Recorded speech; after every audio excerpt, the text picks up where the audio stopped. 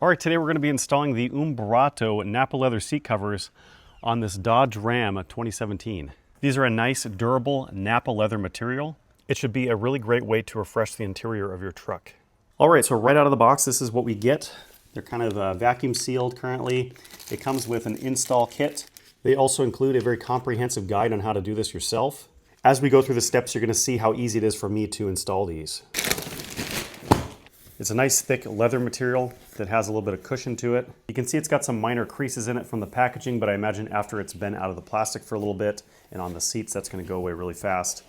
Probably the first warm day that you have where the interior of the car warms up, this will all disappear. On the back side of the cover, you can see it's got a nice big pocket in there. Let's go get them installed. So if we take a look at the seats prior to install, kind of give you an idea of what the current conditions are of things. So you can see the stock seats in these trucks, they do last a long time, but eventually they're going to tear. Just looking at the material of our Umbrauto, I'm noticing that the Umbrauto is actually thicker than the stock seat covers. This is before. I also want to point out that these are the curved rear seats. On the product page for these seat covers, you want to make sure that you match the model of your vehicle based on the rear seat configuration. Some are what they call flat bench seats. These are the curved seats. Step one is remove the headrests. Step two, we're going to slide the new covers over the top, and then there's a piece that goes under and Velcros to the back. Both the front seat covers are identical, so you don't need to worry about which one you're putting on each side. This front flap on the front seat back covers basically just pushes down into the gap, and you can use the trim tool provided if you're having a hard time with your hands, but it's not too hard. So on the back of the seat cover here, there's Velcro, and so this is going to sit up nice and tight on the back side of the seat there. And then there's also this securing strap here, and they provide these little hooks, you can see. And basically, you just slide one or two onto these loops, these kind of stretchy loops, and they go up underneath, and there is a metal bracket you can attach it to. That just ensures that the Velcro does not want to come undone there. The headrest cover slips on nice and tight. Now we're going to do the bottom of the front seat covers. And just to show you what that looks like, there are 3 straps that have buckles.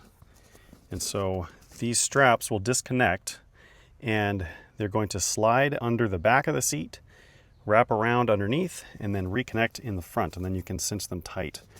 And then one additional step is you want these little straps here to have this strap run through it, so it kind of holds it like that. Now we've got the front seat bottoms on. It didn't take too long, maybe about 10 minutes. And now that I know exactly how to run the straps, it'll be even quicker on the other side. One thing that might come in handy is have a long pair of needle nose pliers like this, so that if you need to thread your straps underneath and your hand can't reach, it'll allow you to do that. So both of the front seats are complete now. Now we'll do the rear. And they pretty much go on exactly like the front ones do, except for one small difference. The seat backs have a little Velcro attachment, so to get it around the headrests, you just undo the Velcro and slide it over. You don't need to remove the headrests. And the seat bottoms are exactly the same as the front as far as the strap mechanism. There are these little side loops that you run the straps through.